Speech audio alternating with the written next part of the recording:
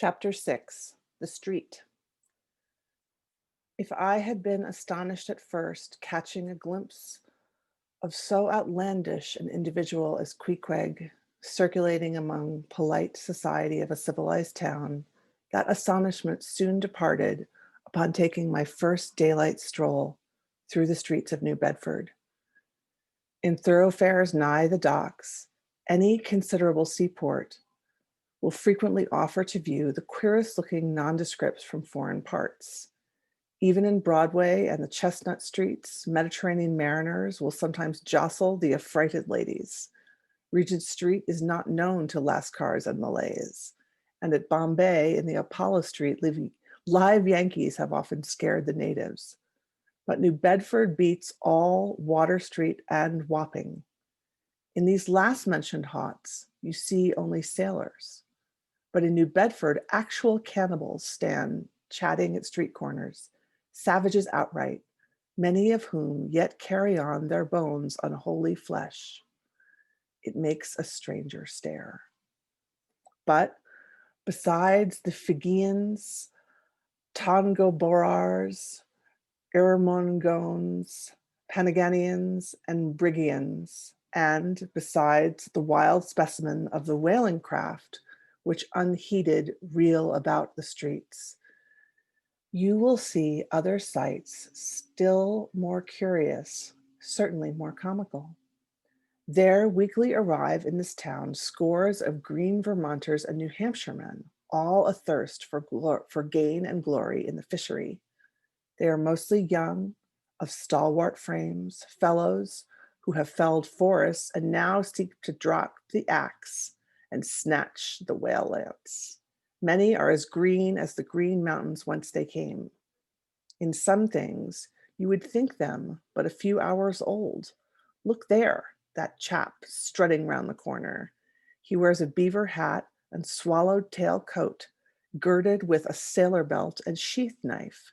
Here comes another with a sou'wester and a bombazzy cloak.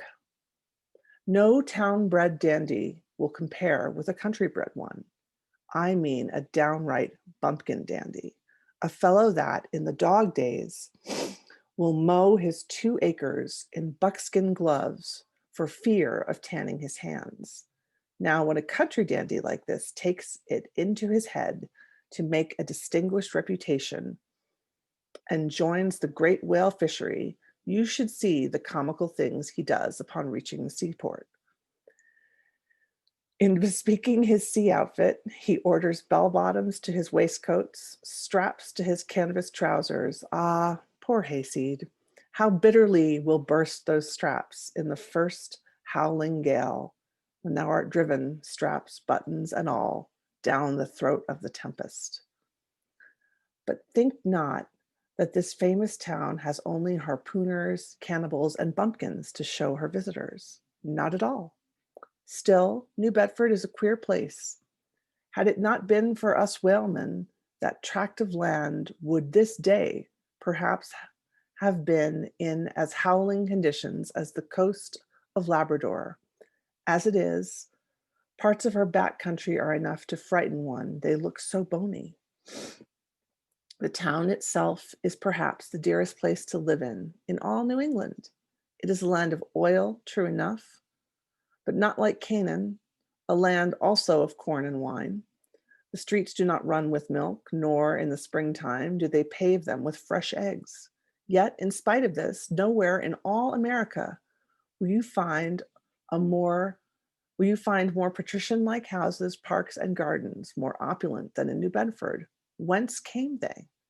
How planted upon this once scraggy scoria of a country? Go and gaze upon the iron umbilical harpoons round yonder lofty mansion, and your question will be answered.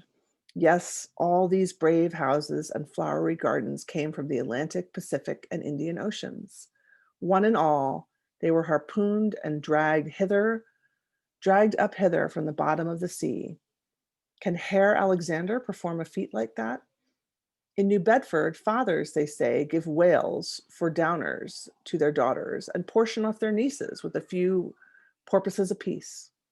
You must go to New Bedford to see a brilliant wedding, for they say they have reservoirs of oil in every house and every night recklessly burn their lengths in spermati candles. In summertime, the town is sweet to see, full of fine maples, long avenues of green and gold. And in August, high in the air, the beautiful and bountiful horse chestnuts, candelabra-wise, proffer the passer-by their tapering upright cones of congregated blossoms. So omnipotent is art, which in a many district of New Bedford has superinduced bright terraces of flowers upon the barren refuse rocks thrown aside at creation's final day. And the women of New Bedford, they bloom like their own red roses. But roses only bloom in summer, whereas the fine creation of their cheeks is perennial as sunlight in the seventh havens. Elsewhere match that bloom of theirs ye cannot, save in Salem, where they tell me the young girls breathe such musk, their sailor sweethearts smell them from miles offshore, as though they were drawing nigh the odorous Moluccas instead of the Puritanic sands.